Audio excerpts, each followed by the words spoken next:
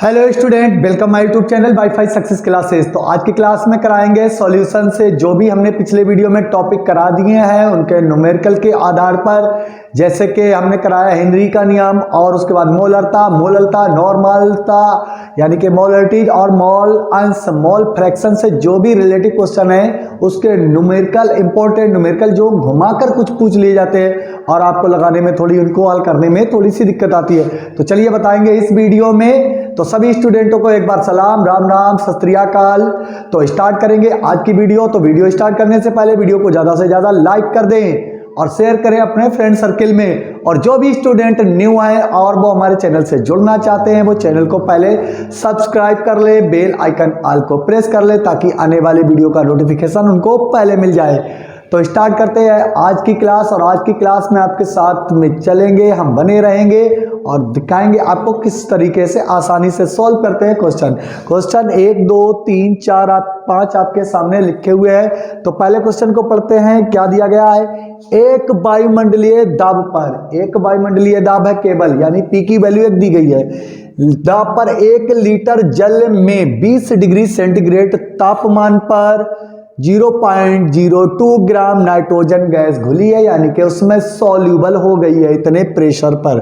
Henry के constant की गणना कीजिए। क्योंकि पिछले वीडियो में जिस स्टूडेंट ने वीडियो को नहीं देखा है तो पहले जाकर वो हेनरी का नियम वीडियो के थंबनेल पर ही मिल जाएगा। हेनरी के नियम यानी कि गैसों की द्रव में विलेयता यानी solubility of gas in solution, liquid solution, उसी में ठोसों की भी विलेयता बता रखा है।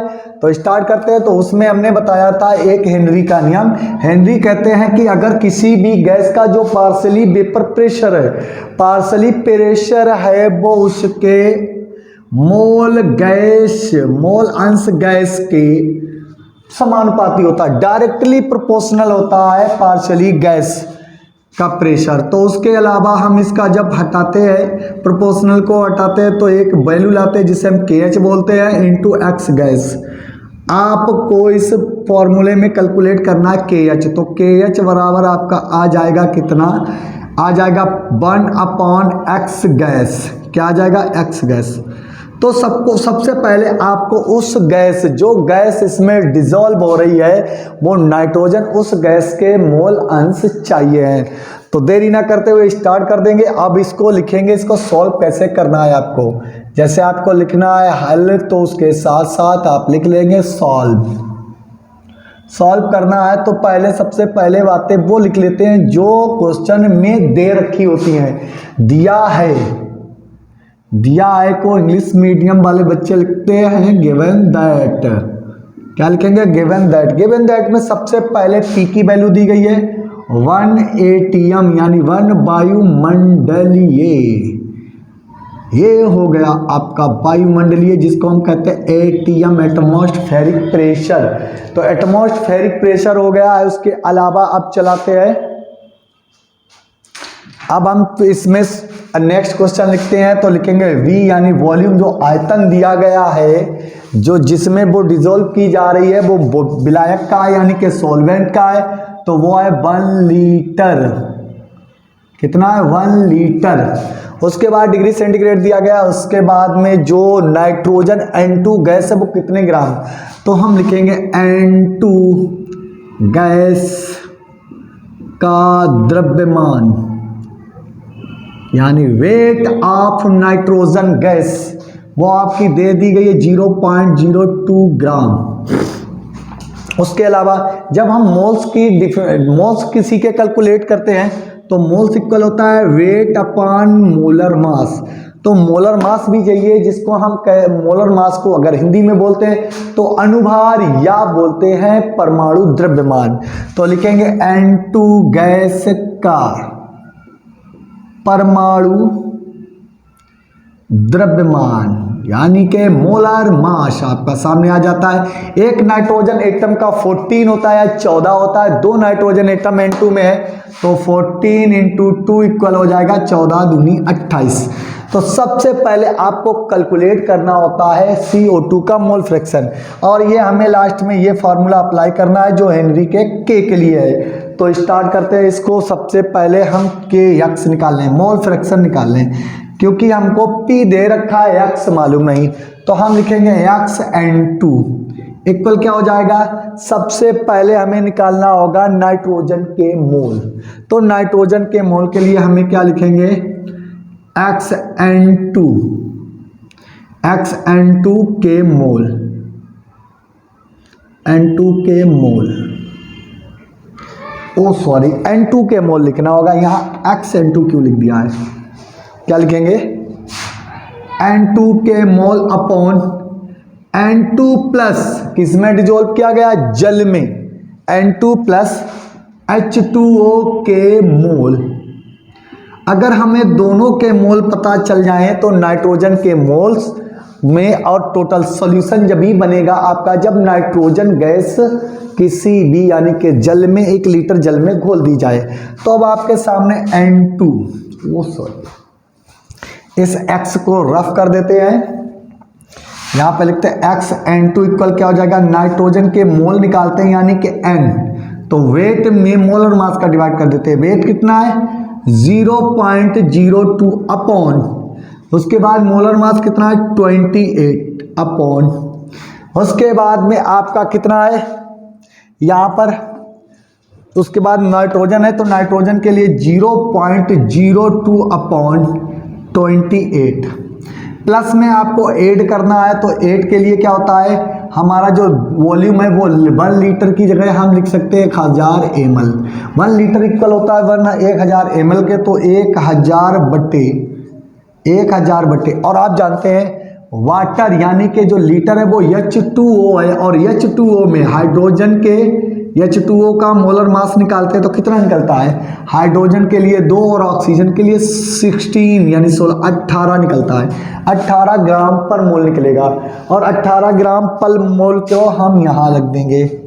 अब यहाँ पर एक कंडीशन ये आ जाती है, चूंकि 0.02 ग्राम, आप देख रहे हैं कि 1 लीटर में 0.02 ग्राम गैस है, इस कंडीशन में गैस सॉल्यूशन यानी कि बिलियन में बहुत कम मात्रा में है, तो उसको निगलेक्ट कर देते हैं, नगण्य मान लेते हैं कि गैस है ही नहीं, तो इस वैल्यू को हम नगण्य मान लेते हैं, यानी कि ये इसमें प्रेजेंट है ही नहीं, तो ये N2 गैस इसमें मौजूद नहीं है, तो हम क्या लिखेंगे X, या फिर मोल फ्रैक्शन निकालेंगे तो इसका पूरे का ही ऐड कर लेंगे, तो आसानी से निकाल लेते हैं। यहाँ पर अगर नगण्य नहीं करना है, चलिए नगण्य करके पूरे को सॉल्व कर लेते हैं।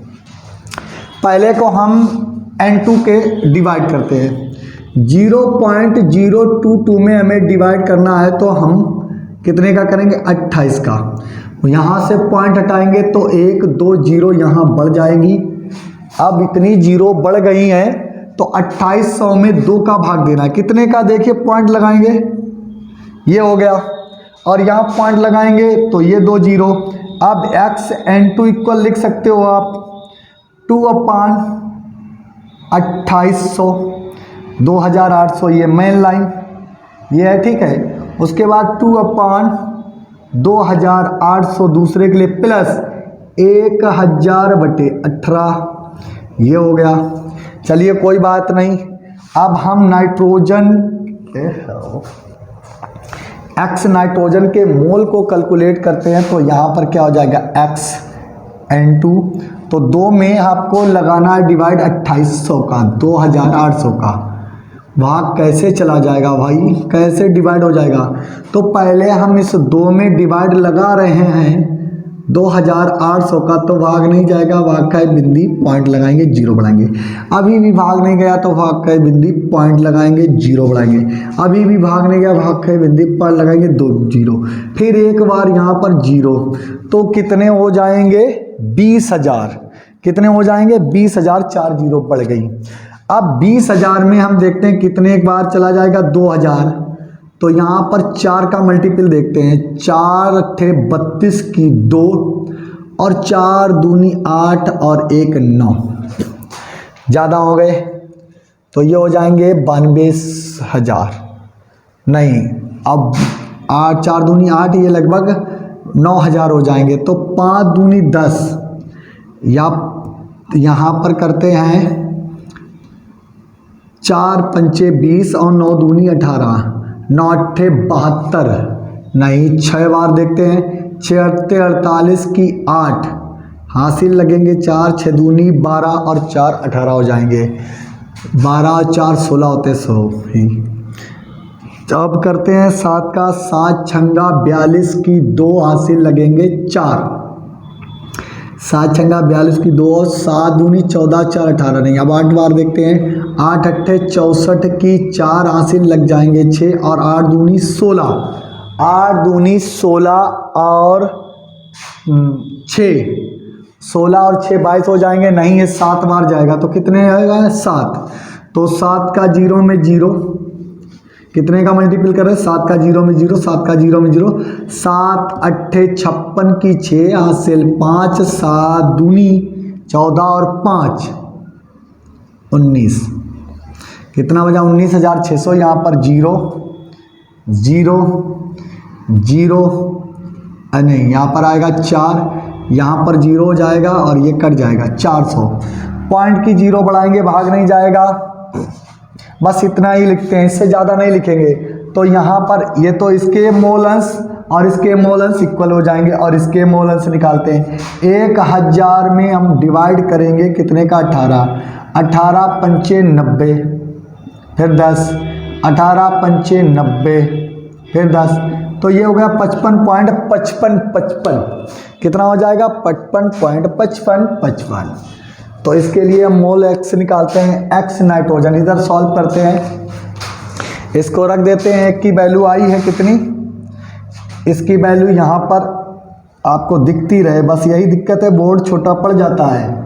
0.0007 अपॉन फिर 0.007, 0.007 और ये इसका 18 का भाग दिया तो आया है 55.55, 55.55, ये हो गया।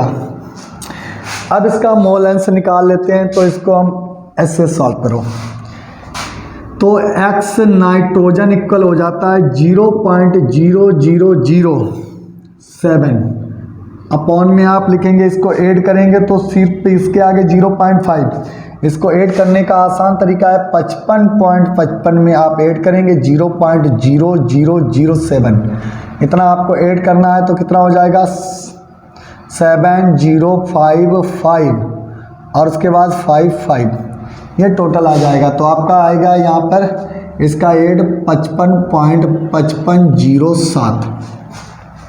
अब पॉइंट के बाद अंक इक्वल हैं तो यहाँ पर कितना हो जाएगा 10, 7 बचेगा, x n2 इक्वल हो जाएगा 7 अपॉन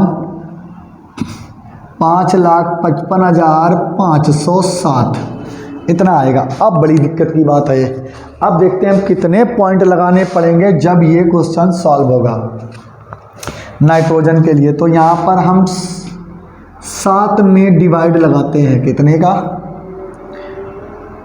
यहाँ पर कितनी जीरो बना दे, 1 2 3 4 5, यहाँ पर कितने कर दें 5 और यहीं पर प्लस की घातें ले लें, कितनी 5, ये 5.5 कर लेते हैं और प्लस की घातें, देखिए यहाँ मान लिया पॉइंट है तो 1 2 3 4 5 और 5 के बाद लगा दिया पॉइंट, तो ये हो जाता है आपकी वैल्यू। इसको हमने थोड़ा सा शॉर्ट कर लिया तो हो जाएगा 7/5.5 इंटू 10 की पावर 5।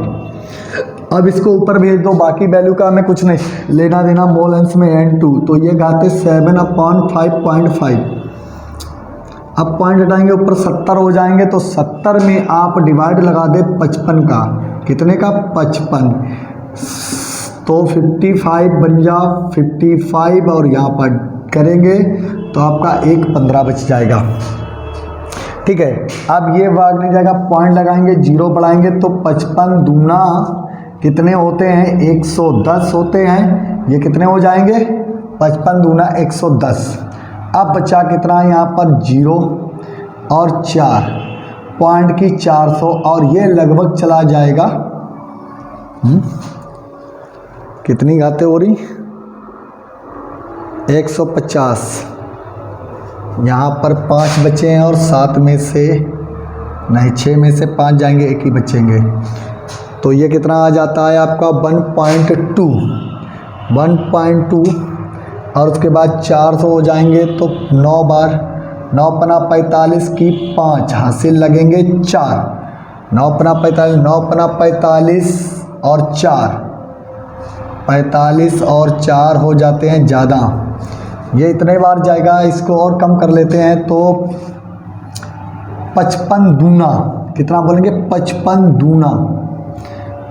दूना कितने होते हैं 400 और 4 बार करते हैं 4 बार 4 पंचे 20 4 पंचे 20 और 2 22, ये तो बहुत हो गया। 8 बार देखते हैं 8 पंचे 40 0 8 पंचे 40 और 4 44 नहीं।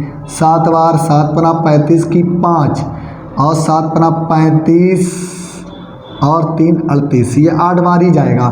तो इसके बाद में इसके ऊपर कितनी घातें आ जाएंगी गुणे -5 आ गया तो इक्वल कितना बचा 1.27 इंटू 10 की पावर -5, ये आपका आ गया क्या nx।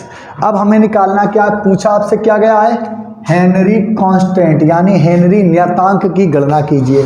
तो इसको रब करते हैं और फार्मूला लगाते हैं। हेनरी कांस्टेंट आप जानते हैं क्या होता है, फार्मूला आपको दिया जानते हैं P बराबर क्या होता है KH इंटू एक्स गैस, और गैस आपकी नाइट्रोजन है तो KH बराबर हो जाएगा P अपॉन एक्स गैस, और एक्स गैस आपका निकल कर आ चुका है जिसको हम जानते हैं। इसको रब करते हैं, एक्स गैस की वैल्यू आपके सामने है, एक्स नाइट्रोजन गैस है यहाँ पर। अब इस एक्स गैस को हम जानते हैं तो लिख देंगे XN2।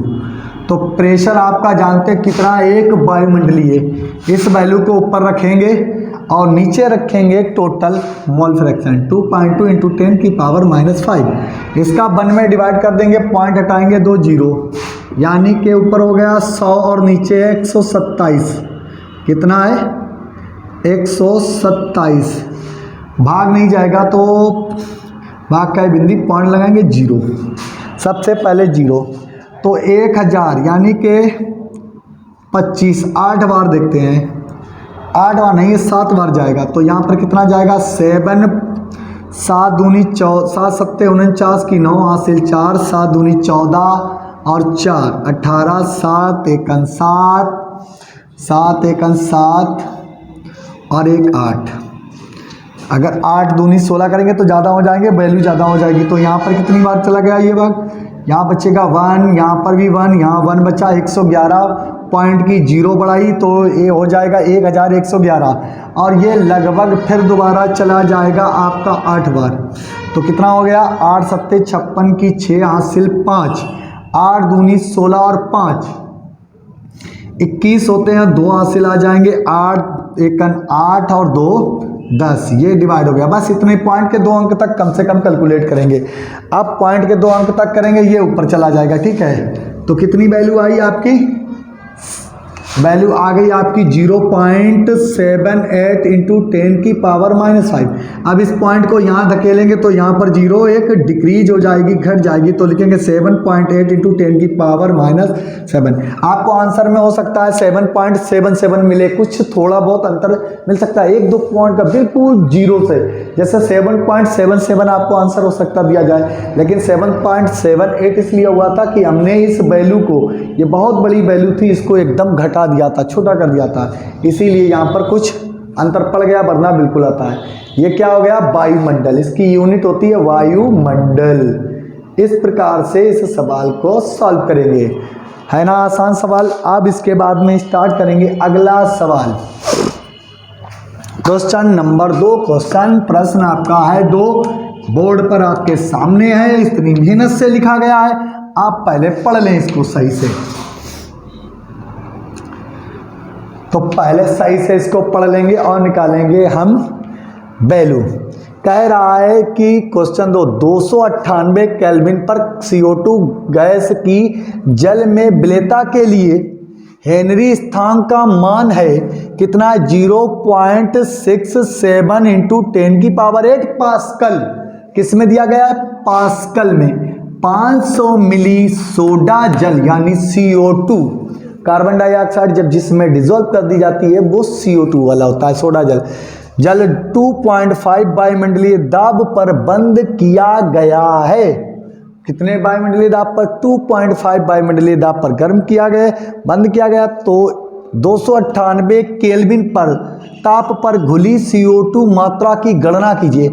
इस टेम्परेचर और इतने टेम्परेचर और इतने प्रेशर पर कार्बन डाइऑक्साइड गैस को 500 ml यानी आधा लीटर जल में घोला गया है।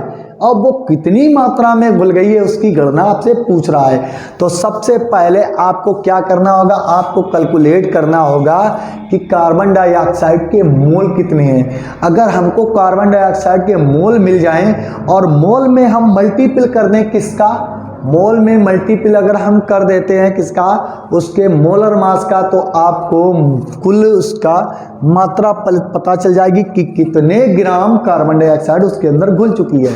तो सबसे पहले हमें दिया हुआ लिखना चाहिए, क्या दिया गया है, गिवन दैट,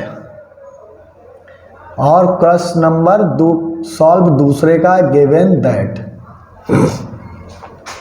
दैट है हेनरी कांस्टेंट यानी KH की वैल्यू दी गई आपको 6.072 इंटू 10 की पावर 8 पास्कल। और यहां पर जो दिया गया है और इसके ऊपर जो वायु दाब लग रहा है वो वायुमंडल में है, यहाँ दाब प्रेशर में है, पास्कल में है, यहाँ वायुमंडल में। और वायुमंडल में जब हम वाष्प दाब को किसी का दाब बदलते हैं तो पास्कल, एक पास्कल को हम डिवाइड कर देते हैं। एक पास्कल को अगर हम कोई भी एक पास्कल को डिवाइड कर दें कितने से, 113 10 13 25 ऐसे याद करेंगे, ये कोड है। 10 13 25 से अगर डिवाइड कर देंगे तो वो वायुमंडल में चेंज हो जाता है। किस में? वायुमंडल में वैल्यू बदल जाती है। एक पास्कल को अगर हम भाग दे दें 10 13 25 से तो वो वैल्यू वायुमंडल में बदल जाती है। किस में? वायुमंडल में। तो हम इस पास्कल को पहले वायुमंडल में बदल देते हैं, इसको रब कर दें। तो सबसे पहले हम इस वायुमंडल को KH बराबर 1.6 इंटू 10 की पावर 8 अपॉन कितना, 1 गुणे 10 13 25, और इस 10 13 25 को हमें बदल लेना है पास्कल में। अब ये पूरी वैल्यू हो गई वायुमंडल हो गई। अब वायुमंडल हो गई, इसका डिवाइड करेंगे तो KH को हमें बदलना है, पॉइंट हटाएंगे तो 0 बढ़ा देंगे, ठीक है। अगर हम इसको चाहें तो इस तरीके से कर लेते हैं, देखो 1 2 3 4, कितने हैं, 4 पॉइंट। तो यहाँ पर पॉइंट लगाओ और इंटू कर दो 10 की घाते कितनी, 7 प्लस की 7। अब हो गया ये आसान। अब यहाँ पर अगर हम घाते चाहे तो घाते काट देते हैं, ये 1 पॉइंट, ये हो गया 1 पॉइंट। अगर आप 4 का गुणा करेंगे तो पूरी 10 13 25 वैल्यू यानी कि 10 13 25 की वैल्यू मिल जाएगी, इंटू 10 की पावर 8 बटे 10.13। अब बाकी वैल्यू का हमें कोई लेना देना नहीं है, और या 10 की पावर 4। अब 8 का गुणे में घाते, भाग में घाते जुड़ जाती हैं, घट जाती हैं, और गुणे में घाते जुड़ती हैं। तो यहाँ पर 4 घाते कम कर दीजिए, ये 4 घाते कम हो गई। तो KH बराबर आपका बचा है 1.67, और ये पॉइंट से पॉइंट को उड़ा दीजिए तो 167 में आपको 13 का भाग लगाना है, मल्टीपल कर लेंगे। और ऊपर बची हैं 10 की घाते 4, कितनी बची हैं, 4 बची। अगर एक और बढ़ा देते तो 3 ही बचती हैं, तो 3 बचती तो बिल्कुल ही नहीं बचता, ठीक है। तो अब यहाँ पर एक घात और बढ़ा ले तो पॉइंट का यहाँ कर लेंगे, यहाँ पर 0 बढ़ा देंगे, तो कोई बात नहीं, इतना ही रखें। KH की वैल्यू दें। अब 167 में भाग आपको देना है 1013 का। अभी 0 है, इसकी एक 0 कम कर लो तो यहाँ पर 0 कर लो, यहाँ 3 कर देंगे। समझ रहे बात? जितनी ये घात लगी है उतनी इसके पीछे 0 ऐड कर सकते हैं, ये हो गया। तो ये एक बार भाग चला जाएगा, कितना होगा, 1013 बच्चा 7 है, और यहाँ 6 है, यहाँ पर 6 बच्चे और पॉइंट लगाएंगे 0। तो ये लगभग कितनी बार चला जाए, अंदाजन ये 6 बार चला जाएगा। तो 6 छतियाँ 18 की 8, 6 एकन 6 और 1 7, 0 6 एकन 6। तो यहाँ 12 में 10 में से 8 गए 2, यहाँ पर 16 में से 7 जाएंगे 9 और यहाँ पर 5 बचे हुए हैं और ये सब कट गया। पॉइंट की 0 अब ये 4 बार चला जाएगा। इनटू कितना आया वैल्यू आपकी के एच बराबर 1.64 इंटू 10 की पावर 3 वायुमंडल। देखिए इतना एक्स्ट्रा हमें करना पड़ा, सिर्फ एक जरा सा बवाल दे दिया गया। क्या दे दिया गया, पास्कल। यही आपको हिलगा देता है। इतनी कैलकुलेशन किसके लिए दे दी गई, सिर्फ पास्कल को आपने वायुमंडल में चेंज किया। पास्कल की वैल्यू देखो सेम, यूनिट अगर आप सेम नहीं रखेंगे, यूनिट अगर आप सेम नहीं रखेंगे तो आपको आंसर कभी भी राइट नहीं मिलेगा और आपके उसके मार्क्स नंबर काट लिए जाएंगे, तुरंत कट कर दिए जाएंगे, क्योंकि यहाँ पास्कल में यूनिट है, यहाँ यूनिट किस में है, वायुमंडल में। इकाई को बिल्कुल सही रखना है। अब उसके बाद में कहता है कि 500 मिलीलीटर सोडा जल को 2.5 वायुमंडलीय दाब पर बंद किया जाता है, इतने दाब पर। तो हम सबसे पहले क्या निकाल लेते हैं कि कार्बन डाइऑक्साइड CO2 का मोल अंश निकाल लेते हैं। तो लिखेंगे x और बी नो दैट हम जानते हैं क्या होता है, P बराबर हेनरी का नियम, क्या होता है, हेनरी के नियम से, नियमानुसार या अकॉर्डिंग टू हेनरी अनुसार P बराबर होता KH इंटू एक्स गैस। और गैस हमको मालूम है कौन सी डिसॉल्व की गई है, कार्बन डाइऑक्साइड गैस को डिसॉल्व किया गया है। तो यहाँ पर लिखते हैं हमें गैस का मोल फ्रैक्शन चाहिए, x CO2 है, प्रेशर हमको पता है, तो जो भी प्रेशर ऊपर आ जाएगा KH की वैल्यू नीचे। अब आप सॉल्व करेंगे तो x CO2 बराबर प्रेशर आपका कितना दिया गया, 2.5 वायुमंडल, 2.5 अपॉन, अब यहाँ पर कितना है आपका KH की वैल्यू वायुमंडल में 1.64 इंटू 10 की पावर 3। अब इस पॉइंट को इस पॉइंट से हटाएंगे, यहाँ हो जाएंगे 250, 250, तो 250 में भाग डिवाइड करना है 250 और ये पावर ऊपर ले आओ तो ये पावर बचेंगी माइनस की 3 हो जाएंगी और यहाँ 164 का डिवाइड लेंगे तो हमें x मोल पता चल जाएंगे। तो लगाते हैं हम भाई डिवाइड, 250 में लगाएंगे 164 का डिवाइड, तो पहली बात तो ये 1 बार जाएगा, 264 दूना ज़्यादा हो जाते कि अगर 150 होता तो 175 हो जाते, तो एक बार ही भाग जाएगा। तो 164 को यहाँ करते हैं तो डिवाइड करेंगे, ये 6 बचेगा। अब 14 में से 6 जाएंगे, 8 6 14 होते हैं, 8 बचेंगे और यहाँ पर पूरा ही डिवाइड हो जाएगा, पॉइंट लगाएंगे 0 बढ़ाएंगे। अब लगभग डिवाइड हो जाएगा 5 छक्का 30 और 5 एकन 5, हाँ 5 बार, 5 चक्कू 20, 5 छक्का 30 और 2 32 की 2 हासिल आएंगे 3, 5 एकन 5 3 8 820 40 बचे हुए हैं और पॉइंट की 0 बढ़ाएंगे तो लगभग 2 हाँ 2 3 बार चला जाएगा, 3 एकन 3 या 4 एकन 4, 3 बार ये डिवाइड चला जाएगा। तो आंसर आपका आएगा x मोल अंश, x मोल अंश कितना आ जाएगा 1.35 इंटू 10 की पावर 3, ये आ गया मोल अंश या 1.35 इंटू 10 की पावर 23। अब ये किसके लिए था, देखिए क्या करा, 298 केल्विन पर कार्बन डाइऑक्साइड को जल में विलय के लिए हेनरी स्थानांक पास्कल में दिया गया, पास्कल में दिया गया। हमने इसको वायुमंडल में 10-13-25 से डिवाइड करके निकालिया वायुमंडल। अब हेनरी कांस्टेंट हम जानते हैं कि P इक्वल क्या होता है, हेनरी नियतांक इंटू गैस। गैस हमें CO2 दी गई है, प्रेशर हमको पता है क्या दिया गया है, P इक्वल ये दिया गया वायुमंडल दाब, यहाँ लिख लेते हैं P इक्वल है आपका 2.5 ATM यानी कि एटमॉस्फेरिक प्रेशर, ये दिया गया। उसको हमने डिवाइड कर दिया 1.64 हेनरी कांस्टेंट से, तो हमें मोल फ्रैक्शन पता चल गया। अब हमें निकालने होंगे CO2 के मोल, क्या निकालने होंगे, CO2 के मोल, तभी तो भाई मोल, इस CO2 का मोल फ्रैक्शन तो हमको पता चल गया। लेकिन इसके मोल अगर हमको मिल जाए तो हम आसानी से क्या कैलकुलेट कर सकते हैं, आसानी से हम कैलकुलेट कर सकते हैं कि कितने ग्राम CO2 को उस जल में डिसॉल्व किया गया है। तो चलिए इसको रब करते हैं। यहां पर ये रब कर दिया और वैल्यू को आप रखते रहें। वी नो दैट, हम जानते हैं, क्या लिखेंगे, x CO2 बराबर क्या होता है, n CO2 upon n CO2 plus किसमें डिसॉल्व किया गया, वाटर, किसमें डिसॉल्व किया गया, वाटर। तो वाटर के CO2 H2O NH2O, यानी कि ये n है जो मोलों के नंबर हैं, NH2O।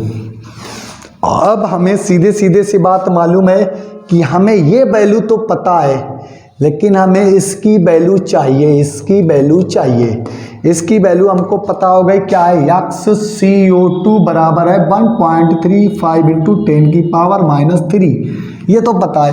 और हम यहाँ पर दो वैल्यू ऐड करना है हमें, n CO2। अब देखिए यहाँ पर ये फॉर्मूला लगाया जाएगा। जैसे इस क्वेश्चन को देखते हैं कि जैसे एक वायुमंडलीय दाब पर 1 लीटर में जब 0.2 ग्राम गैस घुली थी, तो इसमें क्या ज़्यादा मात्रा में घुल जाएगी, इसमें भी बहुत कम मात्रा में घुलेगी।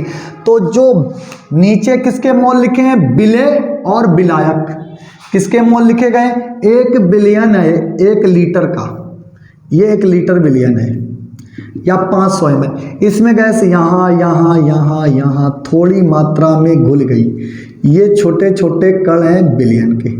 अब ये थोड़ी सी मात्रा है तो ये यहाँ पर निगलेक्ट हो जाती है, यानी कि इसकी कोई ज़रूरत ही नहीं है, इसकी कोई ज़रूरत ही नहीं है, यहाँ पर इसकी कोई ज़रूरत नहीं है। और ज़रूरत क्यों नहीं है, रीजन है कि बिलियन में कार्बन डाइऑक्साइड की जो मात्रा है वो बहुत कम है, तो इसको यहाँ पर निगलेक्ट कर देंगे। तो आपका बचेगा x CO2 बराबर n CO2 upon n H2O। और वाटर के मोल अंश आपको निकालने हैं, वाटर के मोल अंश। तो वाटर आपका दिया गया है 500 मिलीलीटर और उसमें 18 का डिवाइड लगा देना है, तो इसकी वैल्यू यहाँ रख दो। कार्बन डाइऑक्साइड x CO2 की वैल्यू कितनी है, 1.32 इंटू 10 की power -3 equal n CO2 upon क्या लगाएंगे, H2O। तो H2O है 500 ml, 18 का डिवाइड लगाना है, 18 पंचे 90, 18 पंचे 90, यहाँ 18 तियाँ 54 हो जाएगी। तो पहले इसको डिवाइड 1.35 इंटू 10 की power -3 into n CO2 upon इसका कितना है 18, 500 का 18 से डिवाइड करो, 18 तियाँ 54 होता है, 18 दूनी 36 कितने बचे 14.0, 18 एकन 18। अब यहाँ पर देखेंगे 18 दूनी 54, 18 पंचे 90 और 18 अट्ठे देखते हैं, 8 अट्ठे 64 की 4 हासिल लगा 6, 8 एकन 8 और 6 14 होते हैं, तो ये 7 बार, 7 अट्ठे 56 की 6 हासिल 5, 7 एकम 7,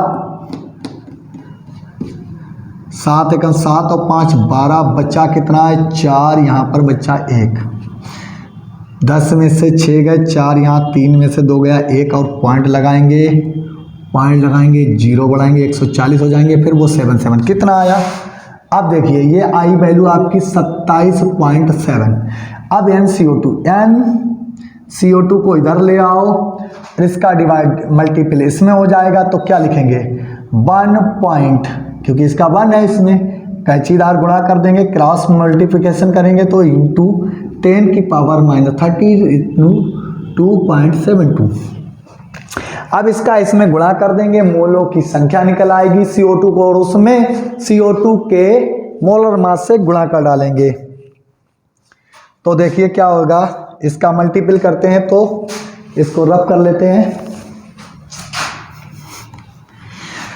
रब करिए, चलिए क्या है 1.532, और ये घाते अभी ना लिखिए, पहले इसका मल्टीपल कर लें 22.7, तो 7 या 21, 7 पना 35 और 35 36 37 37 की 7 हासिल 3 7 एकन 7 और 3 10 हो गए। इंटू लगाओ 2 3 6 2 पंचे 10 2 एकन 2 और 1 3 हो गया। इंटू 2 लगेंगे क्रॉस और फिर क्या होगा 6 0 3 7 2 3 का हो गया। तो यहाँ पर क्या हो जाएगा 1 8 7 7 6 13 की 3 यहाँ पर 7 आ जाएगा।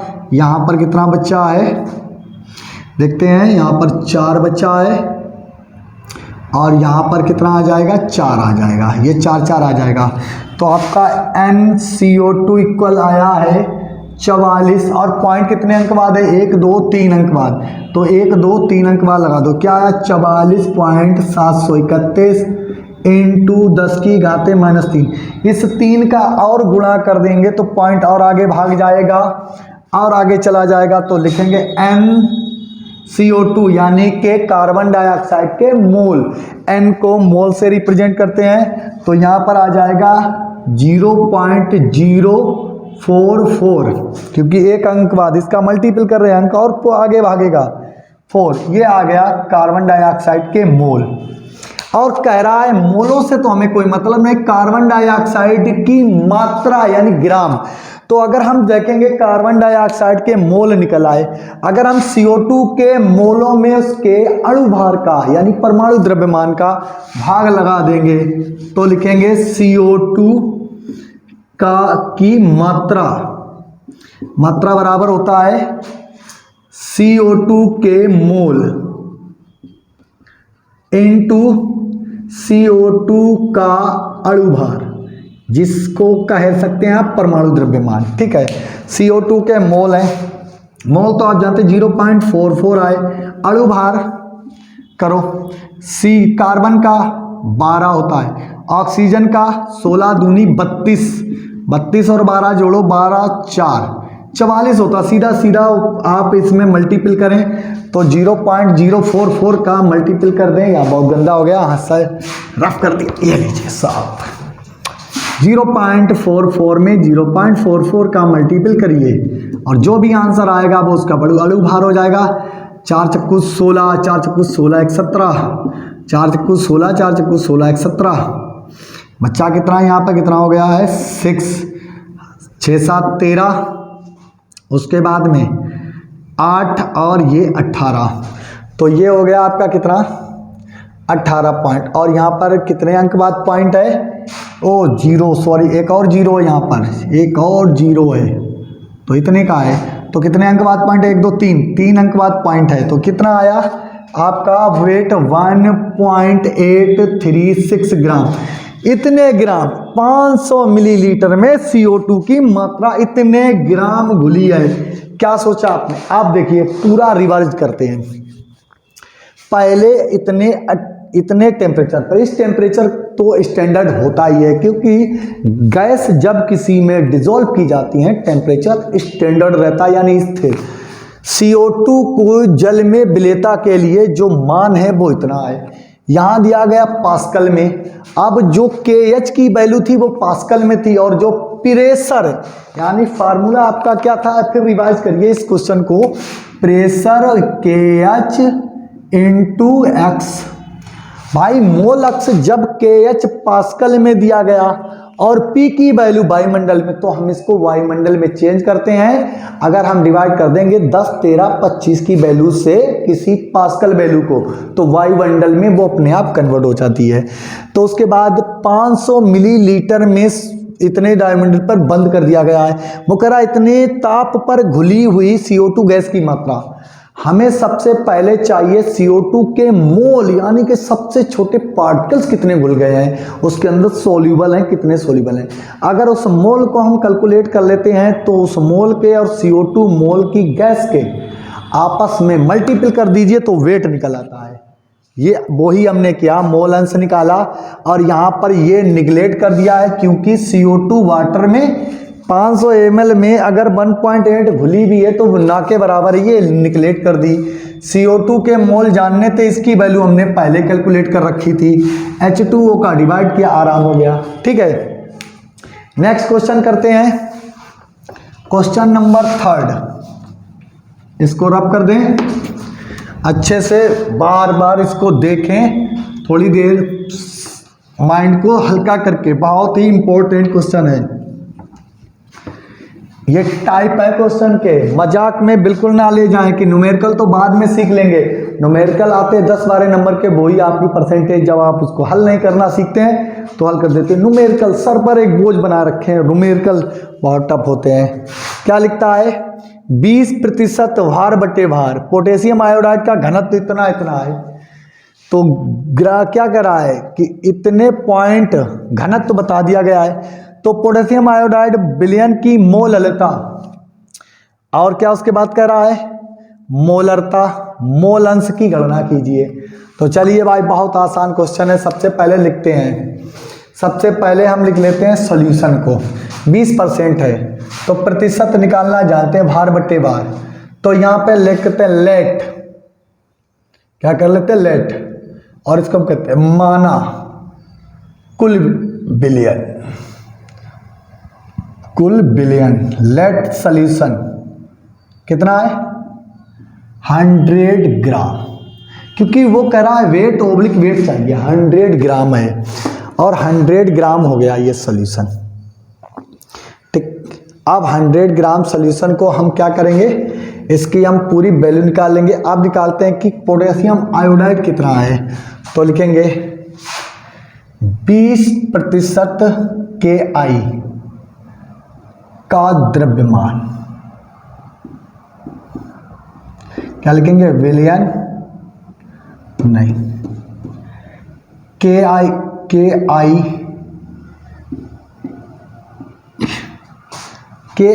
का द्रव्यमान, KI का कुल प्रतिशत बटे विलयन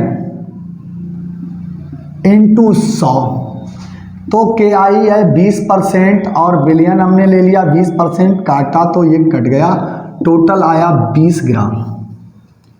वाई मास आया, इसका वेट आ गया 20 ग्राम, वो भी पोटेशियम आयोडाइड। तो यहाँ पोटेशियम आयोडाइड, अब पोटेशियम आयोडाइड के घनत्व की है 1.2 इंटू 2 ग्राम प्रति मिली हो। पहले इसको मोलरता को लिखेंगे, घनत्व को बाद में करेंगे।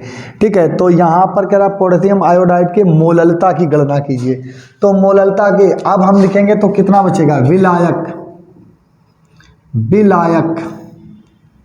विलायक बराबर होता है बिलियन माइनस बिले।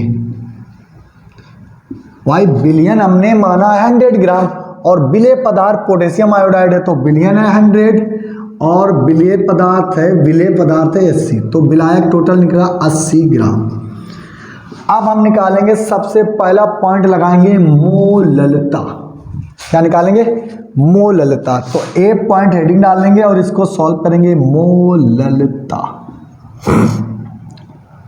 मोललता के लिए क्या लिखेंगे, मोललता के लिए, मोललता कहती है m, मोलों की संख्या, वो भी किसके, विलेय के मोलों, नंबर ऑफ मोलों की संख्या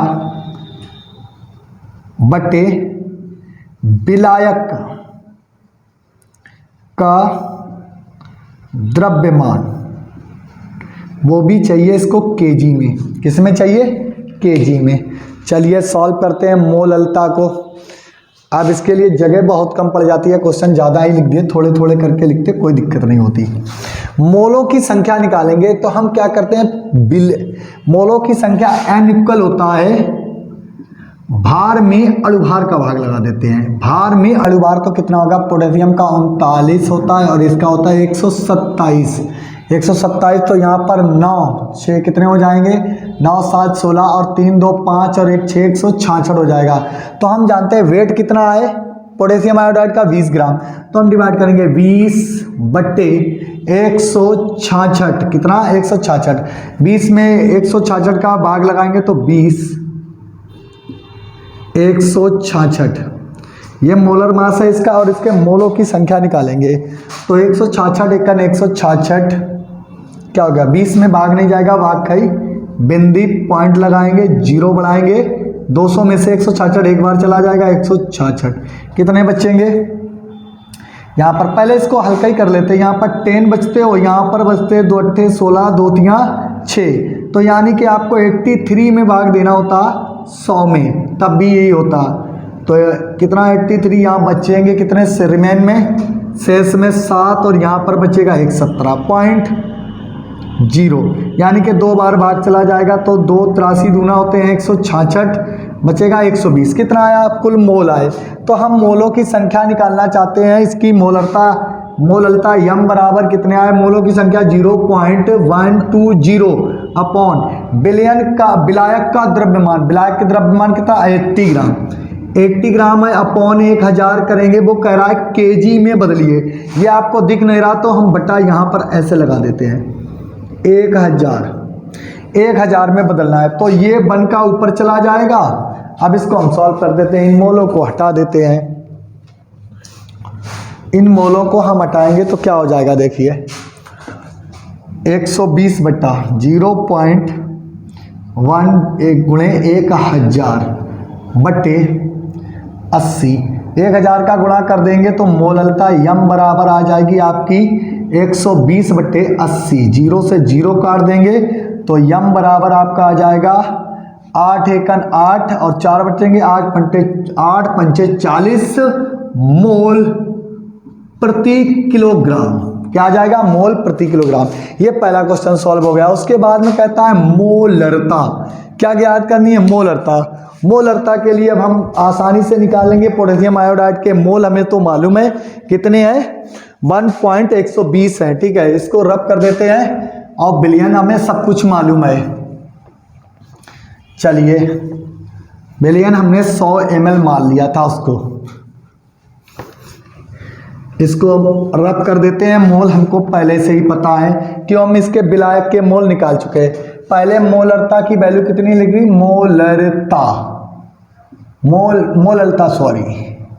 मोललता बराबर निकली आपकी 1.5 kg मोल प्रति केजी, कितनी मोल पर केजी। अब निकालना है आपको मोलरता। मोलरता यम बराबर यानी कैपिटल यम बराबर होता है विलेय के मोल वटे बिलियन का आयतन। क्योंकि पीछे हम मान चुके हैं बिलियन 100 ग्राम है, तो भाई 100 ग्राम में तो काम नहीं चलेगा, और वो भी चाहिए आपको लीटर में, और वो ग्राम में दिया गया है। चेंज करना पड़ेगा आपको। विलेय के मोल मालूम है, चाहे किसी के लिए हो 1 पॉइंट इतने ही रहेंगे। विलेय पोटेशियम आयोडाइड है तो उसी की मोलरता 1.120। बिलियन का आयतन है कितना 100 ml, कितना है 100 ml, और भाई ये कितना है 100 ग्राम है। हमें चाहिए आयतन लीटर में, तो हमें इसीलिए ये घनत्व तो दे रखा है। हम इतने का भाग लगा दें ग्राम में तो ये लीटर में चेंज हो जाता है। अगर कोई चीज़ लीटर में दी गई है तो उसके घनत्व का गुणा कर देते हैं। अगर हम ग्राम में बदलेंगे इसको ग्राम में बदलते, ये ml में दिया जाता, तो हम इस घनत्व का 1.20 का गुणा कर देते। अब हमें क्या करना है, इसमें भाग करना है। कितने का भाग कर देंगे तो ये बदल जाएगा ml में। तो हम इसको 100 ग्राम को ml में बदलना चाहते हैं, घनत्व को सही करेंगे भाई, लीटर में चाहिए आयतन, तो गुणा करना है हमें 1.202 का भाग हम यहाँ पे पॉइंट हटाएंगे तो यहाँ पर कितनी जीरो बढ़ जाएंगी, 3। कितनी बढ़ जाएंगी, 3 जीरो बढ़ जाएंगी ऊपर है। तो यहाँ पर हम डिवाइड लगाते कितने हैं, 1 2 3, और ये 1200 हैं। तो पहले हम एक बार दे लेते हैं, नहीं ज़्यादा चला जाएगा, ज़्यादा के लिए हम 8 बार लगभग कर लेते हैं, 8 बार। तो 8 दूनी 16, 8 का 0 में 0 एक हासिल, 8 दूनी 16 की 6, 8 एकम 8 और 1 9, 10,000 से डिवाइड किया है तो 9,616 आ गए। 4 8 3, क्योंकि यहाँ पर 4 आएंगे, यहाँ 8 आएंगे, यहाँ 3 आएंगे और यहाँ कट जाएगा 0। अब कुछ ऐसा करें, 3 एकम 3 आएगा, 3 दूनी 6 आएगा, हाँ 3 बार। तो यहाँ पर कितने 0 का उतारा लिया हमने, एक तो 3 बार, कितना 3 बार। तो 3 दूनी 6, 0, 3 दूनी 6 और 3 एकम 3, कितना आएगा 4। यहाँ पर 3 बचेंगे, यहाँ 2 बचेंगे, कट गया। पॉइंट लगाएंगे, 0 बढ़ाएंगे, कितना 0। अब ये लगभग कितना बार चला जाएगा, कितनी बार, तो यहाँ थे 2 बार, तो 2 बार चला जाएगा, इतनी आएगा घनत्व। तो इतना करें 83.02 कर लेते हैं। 2 बार चला जाएगा, देखते हैं। 2 दूनी 4, 2 का 0 में 0, 2 दूनी 4, 2 एकम 2। अब ये ज़्यादा हो गया, तो कितनी बार चला जाएगा, 1 बार लिखेंगे तो 1, 2, 3, कितना आएगा, पॉइंट के 2 अंकों तो निकाल लीजिए, 8, 3, यहाँ पर कितने बच रहे हैं आपके, 1, और यहाँ भी 1। पॉइंट लग की 0 बढ़ेगी तो 9 एकम 9, ये 9 बार इतना बचेगा, यानी 83.19। 100 ग्राम का कितना बचेगा, 83.19। ये 83.19 बचेगा। इसको हम रब कर देते हैं। ये आपका हमने डिवाइड लगा दिया, कितने का, कितने का आप लगाएंगे, इसमें वैल्यू दी गई है 2.520। ये ग्राम से वैल्यू क्या, इसकी इकाई क्या होती है, ग्राम पर मिलीलीटर। क्या होता है, मिलीलीटर। ग्राम से ग्राम कट गया तो मिलीलीटर। इसका डिवाइड किया तो हमने कितना आया, 0.120 अपॉन, ये तो मोल चाहे विलेय के निकालो चाहे विलायक का, सेम होता है तो सेम ही सेम रहता है। ये हो गया। अब इसकी हमने जब वैल्यू निकाली तो कितना निकला, 83.19। अब वो कहता है कि जो वैल्यू है वो लीटर में चाहिए, क्या है में, लीटर में चाहिए। तो लीटर के लिए हम 1000 का डिवाइड करते हैं और ये 1000 ऊपर चले जाते हैं, तो यम बराबर 0.120 इंटू 1000 बटे 83.19। पॉइंट से पॉइंट कैंसिल करेंगे, पॉइंट से पॉइंट कैंसिल करेंगे तो यहाँ पर बढ़ जाएंगे 1 0 और ऊपर क्या हो जाएगा, मल्टीपल करते हैं तो मोलरता यम का 1000 का गुणा करेंगे तो यहाँ पर 1 2 3 तीनों 0। पहली बात तो कितने हो जाएंगे, इस 0 से इस 0 को काट दो और 2 0 बढ़ जाएंगे, 2 1 2 3 बट्टे कितने हैं 8319। 12008 में डिवाइड कर देंगे तो मोलरता निकल आएगी, तो 12819 में एक बार चला जाएगा क्योंकि 12 दूनी 24 है।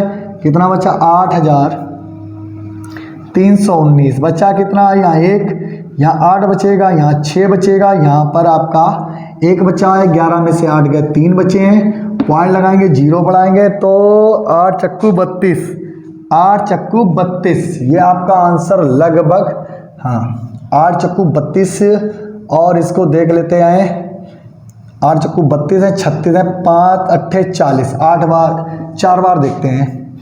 4 नेम 36 की 6, कितनी, 4 नेम 36 की 6 और 4 एकन 4 और 4 एकन 4 और 3 7, 4 3 12 की 2, 4 8 32 और 1 33, इतना आएगा। तो 1.4 मोलरता कितनी आई, यम इक्वल 1.4 मोल प्रति लीटर। ये किस में आई, लीटर में। तो यहाँ लिख देते हैं मोलरता हमने निकाली है, कितनी आई, 1.4 मोल प्रति लीटर। ये मोलरता में डिफरेंट है। अब कह रहा है कि मोल प्रभाज की गणना कीजिए, कितने, क्या कह रहा है यहाँ पर, मोल अंश की गणना कीजिए। अब भाई मोल अंश निकालना है तो किसके दिए गए, ये तो बात पूछी नहीं, यहाँ बतानी चाहिए कि पोटेशियम आयोडाइड के मोल अंश की गणना करनी है तो टोटल मोल निकालने होंगे। तो पोटेशियम आयोडाइड के मोल हमें मालूम है, तो पोटेशियम आयोडाइड के मोल की गणना करनी है केवल भाई, तो पूरे बिलियन के निकाल लो। जब भी जलीय विलयन, यहाँ क्या दिया गया, जलीय विलयन, और उसका आयतन कितना था, 0.4 लीटर, उसको लीटर में चेंज करना पड़ेगा भाई मोललता के लिए।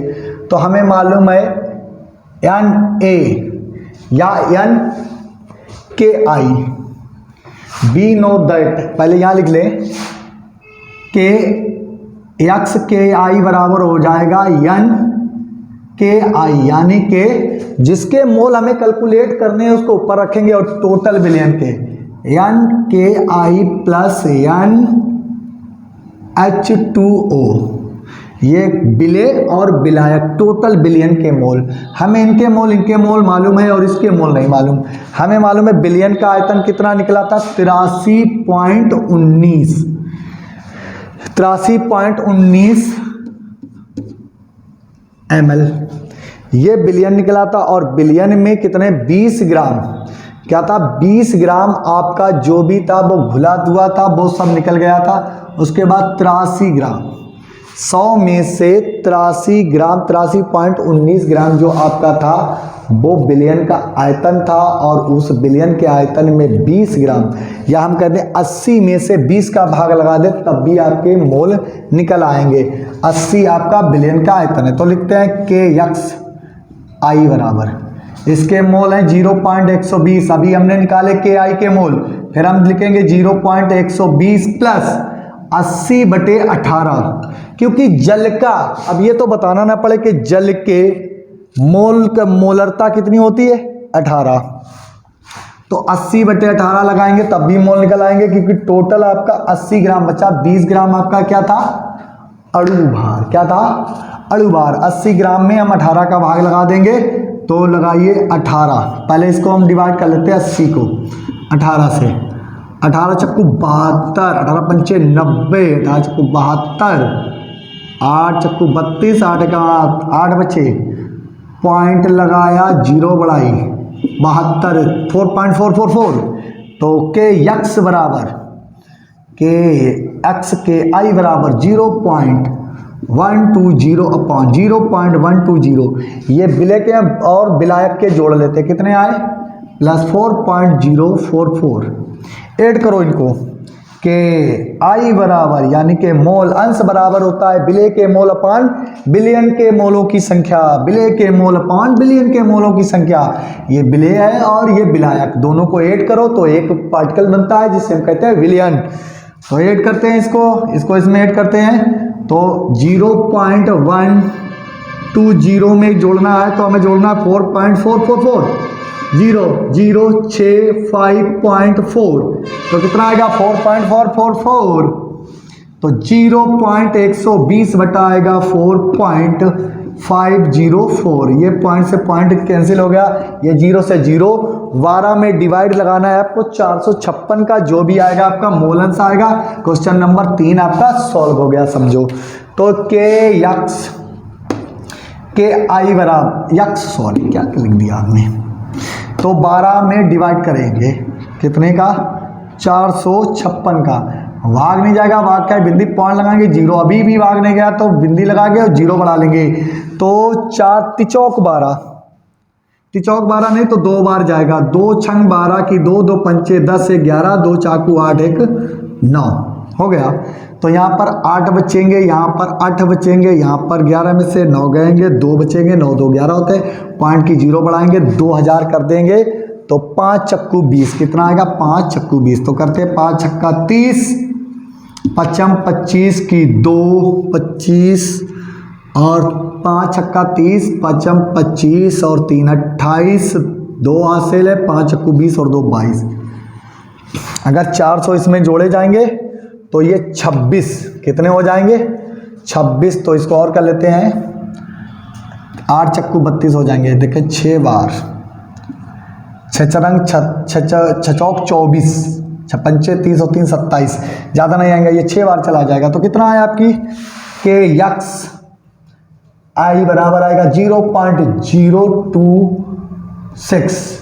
ये आंसर आपका नोट है, इसको नोट कर लें। इस टाइप से आपको क्वेश्चन लगाने, ये हर एक क्वेश्चन 5 अंक का, 5 मार्क्स का या 4 मार्क्स से कम में नहीं आएगा, इसीलिए इतनी इसकी कैलकुलेशन होती है और इतना इसको घुमा के देखते हैं। ये पॉइंटों की वैल्यू आपको सॉल्व करना पड़ेगी, जितनी तेजी से हम करते हैं उतनी तेजी से आप इसको करें। अब चलते हैं नेक्स्ट क्वेश्चन 4 है, एक सल्फ्यूरिक अम्ल के बिलियन की मोललता की गणना कीजिए जिसमें जल का मोल प्रभाव जितना है।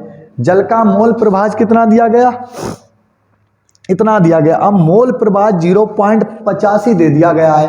अब हमें इसमें जो जल का मोल प्रभाज है और तो मोल और किसी और जो वस्तु बची है उसके मोल प्रभाज कितना होगा सल्फ्यूरिक अम्ल का, तो हम इसको निकाल लेते हैं। सबसे पहले हम इसको हल करेंगे, कि बिलियन में प्रतिशत कितना दिया गया है।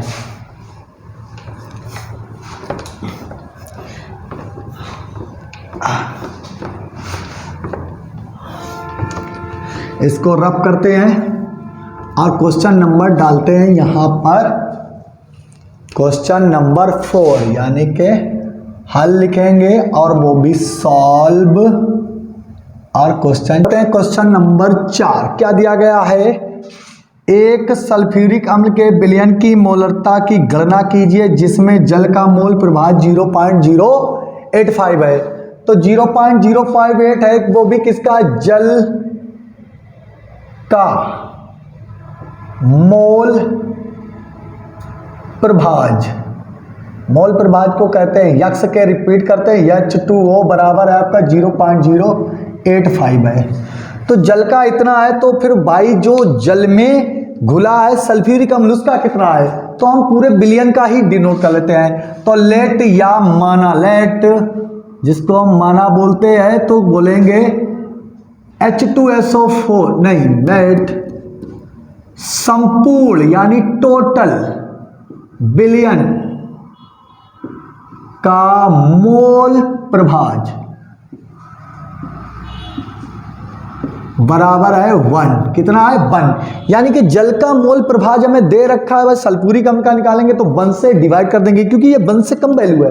तो देखिए क्या लिखेंगे, अब निकालेंगे हम H2SO4 का मोल प्रभाज। तो लिखेंगे मोल प्रभाज और ये होगा किसके लिए, इसके लिए। तो हम क्या लिखेंगे, X H2SO4 बराबर H2SO4 का मोल प्रभाज निकालेंगे बिलियन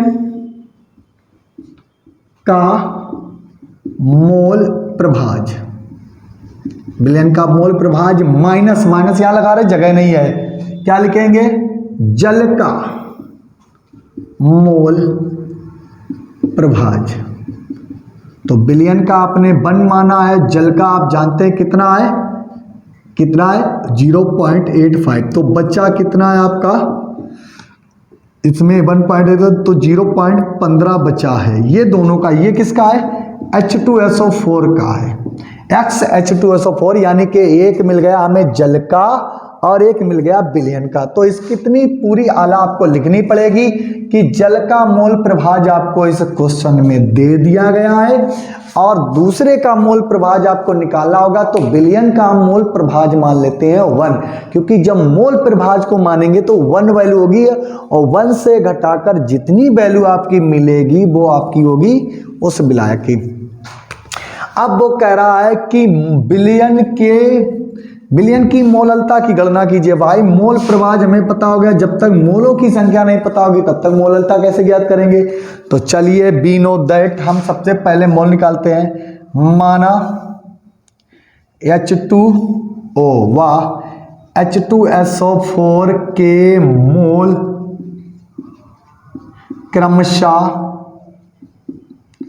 N1 व N2 है, यही तो है। तो हम पहला लिखते हैं X H2O बराबर क्या लिखेंगे, N1 upon N1 plus N2, यही तो हो जाएगा आपका। दूसरा लिखेंगे, दूसरा इस तरफ लिखते हैं दोनों के लिए, X H2SO4 बराबर लिखिए आप इस तरफ, नहीं एक ही तरफ लिखें, बाई चांस आपने ऐसे ही सॉल्व कर दिया तो वो एग्जामिनर कंफ्यूजन में आ जाएगा, कन्फ्यूज है। X H2SO4 की वैल्यू रखिए कितनी है 0.5, 0.85 इक्वल हो जाएगा N1 upon N1 plus N2। Equation number first. अब दूसरे के लिए X H2SO4 बराबर हो जाएगा आपका N2 अपॉन, क्योंकि भाई दूसरे मोल है, H2SO4 के लिए क्या है N2, तो N2 ऊपर रहेगा, N1 प्लस N2 नीचे रहेगा N2। अब इस X H2SO4 की वैल्यू कितनी है 0.15, तो रखिए 0.15 रख दी और यहां पर हो जाएगा N2 upon N1 plus N2। ये इक्वेशन नंबर सेकेंड। अब हम लिखेंगे इक्वेशन 1 का इक्वेशन 2 में भाग देने पर, यहां पर लिख देंगे समीकरण फर्स्ट में समीकरण 2 से, याद लिखेंगे समीकरण 2 में समीकरण 3 का भाग देने पर, नहीं समीकरण 1 का भाग देने, समीकरण 2 में समीकरण 1 का भाग देने पर उल्टा कर लेंगे, n2 को ऊपर ले लेंगे। तो जैसे हम समीकरण 1 में 2 में 1 का भाग देंगे तो 0. पहला समीकरण क्या आपका 0.15 इक्वल n2 अपान n1 प्लस n2, ये समीकरण नंबर 1 हो गया। दूसरा लिखेंगे 0.85 इक्वल क्या हो जाएगा n1 अपान n1 प्लस n2, समीकरण नंबर 2। ये दोनों कट जाएंगे, अब बचेगा क्या, आगे चलते हैं, इसको रब कर देते हैं, ये तो आप जान ही गए हैं, इसको नोट कर लें। अब आ जाता है आपका बचा है 0.15 बराबर 0.85 इक्वल n2 अपान n1, क्योंकि ये एक दूसरे से कैंसिल आउट हो गए हैं तो n2 अपान n1 बचा है। अब हम इसको सॉल्व करते हैं मोलरता के लिए, n1 अपान n2 हो गया, ये रफ करते हैं और आगे बढ़ते हैं। मोललता बराबर m बराबर क्या होता है, m बराबर सबसे पहले होता है कि W1 अपॉन m1 और उसके बाद W2 अपॉन, हाँ W1 अपॉन m1 या W2 अपॉन m1, इसको लिखते हैं इनटू क्या लिख देते हैं 100, कितने का 100 अपॉन m, ये आप इसको लिखते हैं 1000, मोलरता चाहिए होती है हमेशा 1000 में, तो n1 n की वैल्यू कितनी है 0. अगर हम इसको सॉल्व करें तो ये क्या हो जाएगा W2 अपॉन m2, इसे W2 कर लो, इसे m2 कर लो और इसे W1 कर लो, इसे m1, और इतने की वैल्यू n1 होती है तो इतने की जगह n1 आ जाएगा, इतने की जगह n2 आ जाएगा, तो रखो 0.15 अपॉन 0.85 इंटू 1000 इंटू m पर m के इक्वल होगा जल का मोलर मास। तो पहले इसका जल का मोलर मास करेंगे तो कैसे लिखेंगे हम इसको, पहले यहाँ पर m इक्वल मतलब है मोलर मास ऑफ वाटर, जल के विलयन का मोलर मास।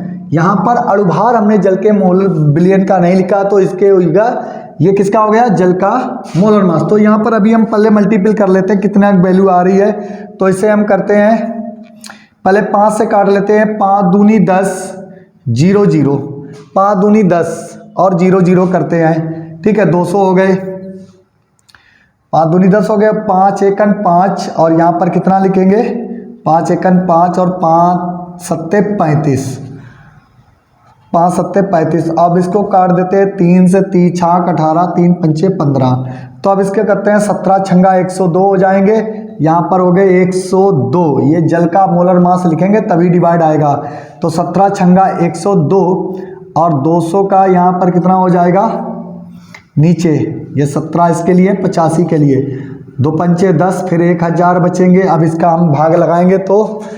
102 का हम भाग लगाएंगे कितने में 1000 में, तो भाग नहीं कितने में जाएगा, पहले 9 बार, 9 का 0 में 9 दूनी 18, 9 का 0 में 0, 9 एकन 9, तो 918 यहाँ पर बचेगा आपका 1, नहीं यहाँ 2 बचेंगे, यहाँ पर 1 बचेगा, यहाँ कट जाएगा, अब पॉइंट लगाएंगे 0, तो ये कितनी बार, पहले तो यहाँ पर 1000 हो जाएंगे, तो ये 9.0 क्योंकि ये कितना बचा है 1 2, ये कितना बचेगा, सॉरी यहाँ पर 9 बचेंगे, 9 हमने 1 लिख दिया है, तो ये लगभग 8 बार चला जाएगा, 8 दूनी 16 की 6, 8 का 6, 8 एकन 8, तो ये इसकी मोलरता आएगी m इक्वल 9.8।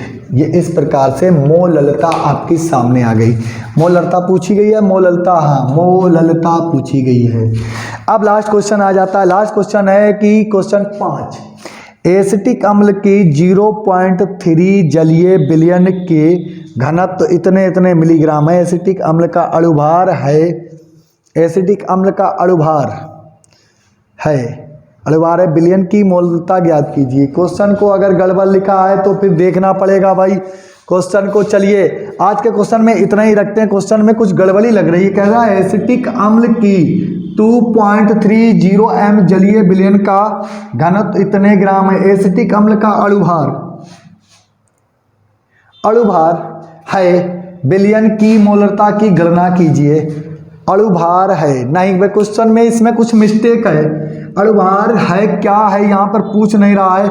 हमें ये मालूम है ये घनत्व दिया गया तो जलीय विलयन को हम बदल सकते हैं। तो इस क्वेश्चन को होल्ड कर देते हैं और अगला न्यूमेरिकल लगाएंगे तब हम इस क्वेश्चन को देखकर ही बताएंगे। ठीक है, यहाँ पर कुछ गड़बड़ी दिख रही है। एसिटिक अम्ल के लिखते समय हमसे कुछ मिस्टेक हो गई है, तो इस क्वेश्चन को यहीं तक रखते हैं। तो कैसे लगे क्वेश्चन को लगाने का तरीका आप सिर्फ नोट करेंगे, इस टाइप के ही क्वेश्चन आते हैं। कैसा लगा हमारा वीडियो, ये वीडियो में कमेंट करके बताएं और चैनल्स को हमारे लाइक कर दें, शेयर कर दें। वीडियो अच्छा लगा है तो ज़्यादा से ज़्यादा शेयर करें और ऐसे ही क्वेश्चन को धीरे से फुल वीडियो देखना, कोई भी स्टेप मिस नहीं करना। कैलकुलेशन हमसे तेज करने की कोशिश करें। जितना फास्ट आप कैलकुलेशन करेंगे और सटीक करेंगे, आंसर उतना ही सटीक आपको मिलेगा। तो कैसा लगा ये वीडियो, ये जरूर कमेंट बॉक्स में कमेंट करके बताएं। मिलते हैं अगले वीडियो में, अगले टॉपिक वेपर प्रेशर के साथ। उसमें राउल्ट का नियम, धनात्मक विचलन यानी के पॉजिटिव एलिवेशन और निगेटिव एलिवेशन को बताएंगे। बस 2 वीडियो में आपकी जो थ्योरेटिकल प्रोसेस है वो पूरी एंड हो जाएगी। फिर उसके बाद अगला तीसरा वीडियो जब बनेगा तो आपका जो भी उससे रिलेटिव जितने भी क्वेश्चन होंगे और इस क्वेश्चन को भी देख लेंगे क्या इसमें कमी रह गई है। तो मिलते हैं अगले वीडियो में, तब तक के लिए धन्यवाद, बाय बाय।